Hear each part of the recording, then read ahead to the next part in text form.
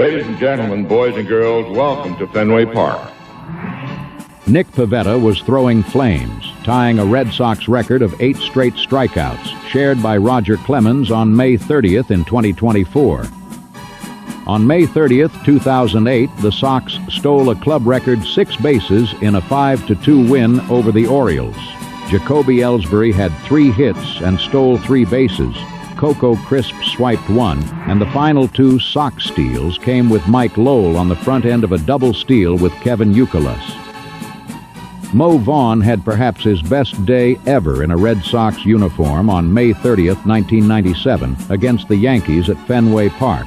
In 5 plate appearances, he was perfect. He singled off the wall, homered into the Red Sox bullpen, homered to left center, walked, and homered into the Sox bullpen again, beating the Yankees 10-4. On May 30th, 1981, the Brewers appeared certain winners, carrying a 6-1 lead into the 9th inning, but all that changed. Dwight Evans bashed a Raleigh Fingers pitch in the 9th inning for a 3-run homer that tied the game 6-6. The home run was a crusher, but just as disastrous was a fielding misplay in the 10th. After Jim Rice singled to open the inning, Joe Rudy followed with the bunt and Fingers bobbled it. A fly ball moved Rice to third, and Dave Stapleton capitalized by poking a game-winning single for a 7-6 walk-off. Vicente Romo lived every pitcher's dream on May 30th in 1970.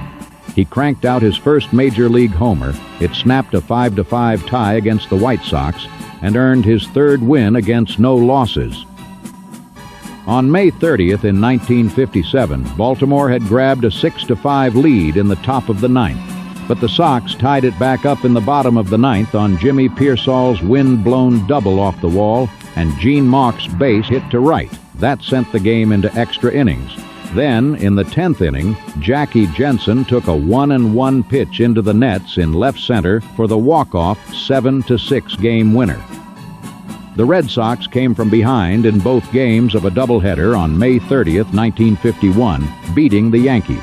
Vern Stevens, who broke up the first game with a 2-out home run in the 15th inning, also delivered the key blow, a 2-run single that put the Sox ahead to stay in the 7th inning of the nightcap.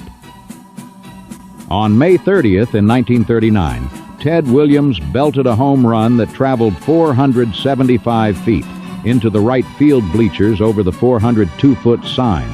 At the time, it was the longest homer ever hit in Fenway Park. An amazing 6-run 9th inning toppled the Philadelphia Athletics in the second game of a holiday doubleheader on May 30th in 1931. In the bottom of the 9th, the Sox were down 5-0. A base hit by Gene Rye put a man on first. Tom Oliver tripled, scored him, and he then scored on a ground ball out by Charlie Berry for the 2nd run. Otis Miller singled and sprinted home when Hal Rine laced a double to right center. Jack Rothrock drew a free pass, and Bill Sweeney followed with a base hit that scored Rine with the 4th run. Rube Wahlberg now came in to pitch for Philly and uncorked a wild pitch that advanced the runners. He walked Earl Webb to load the bases, and that brought up Urbane Pickering, who hit a line drive off the wall. Rothrock scored and was followed home by Sweeney with the winning walk-off run, 6-5. On May 30th, 1924, the Red Sox infield pulled off a lightning triple play against Washington. Walter Johnson doubled, and Sam Rice reached on a base hit that sent Walter to third.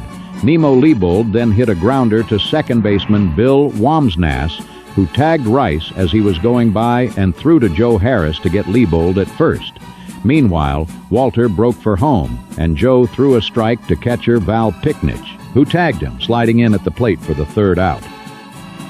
The Sox and A's split a Memorial Day doubleheader in Philly on May 30th, 1919. The first game was an easy victory for Babe Ruth. He pitched a good game and also knocked out 3 hits.